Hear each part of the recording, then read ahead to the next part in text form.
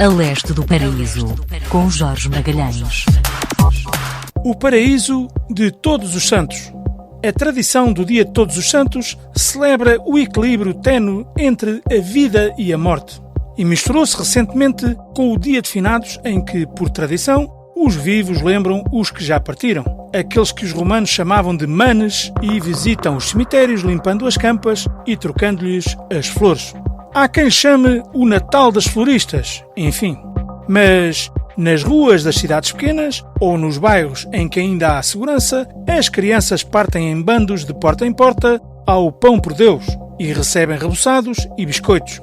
Dizem alguns sábios que estas celebrações remontam ao período celta da península, ou antes disso, e relacionam-se com a aproximação do inverno, em que na Samhain recordavam os antepassados, em geral num local pré-determinado, talvez o fundamento e a razão de ser dos megalitos.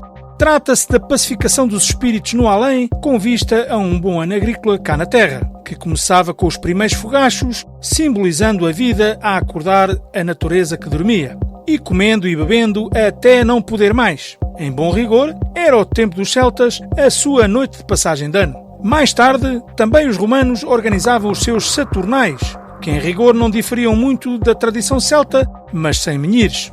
Só com o Papa Gregório IV à frente da Igreja de Roma, nos idos do século IX, o Dia de Todos os Santos surgiu no âmbito da consolidação dos rituais cristãos, ainda em formação. Escolhendo o Papa o dia 1º de novembro, e citamos, para celebrar todos aqueles que morreram com uma vida plenamente realizada e que são exemplos de vida na glória de Deus. Fim de citação.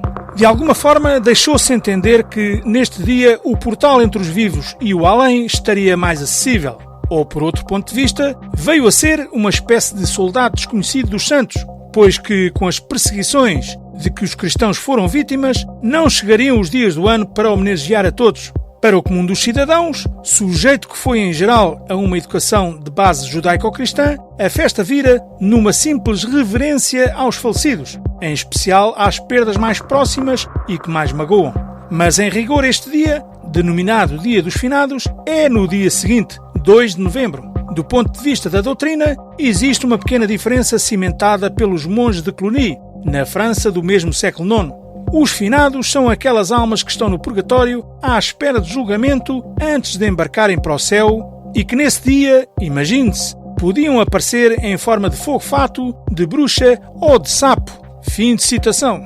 Em 2012, um certo governo zeloso dos trabalhos de casa desatou a retirar feriados e a Igreja de Roma, apertada nessa instância, lá deixou cair o 1º de novembro. Estava criado o caldo para o avanço das tradições anglo-saxónicas do Halloween, um dia de Todos os Santos made in USA. A origem é idêntica aos festejos cristãos, mas relaciona-se com a imigração de irlandeses católicos para a América na sequência da crise da batata e ao tempo da Rainha Vitória. No outro lado do Atlântico, os festejos tomaram um ar mais carnavalesco que na atualidade toma foros de efeitos especiais de Hollywood, evocando todo o tipo de personagens sombrias, misteriosas e maléficas, que também correm de porta em porta à procura da mesma recompensa das nossas crianças, guloseimas em geral, gritando doçura ou travessura. Muitas vezes não há resposta, surgem represálias, como ovos atirados às janelas, enfim, coisas que por cá não fazem falta.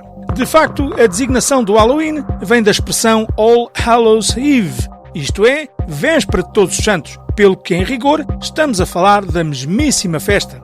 Em suma, lembre-se que existem passagens em que a Bíblia aconselha os cristãos a evitar rituais que os coloquem em contacto direto com os mortos, pois é de boa prudência não mexer com o que não se conhece nem se domina.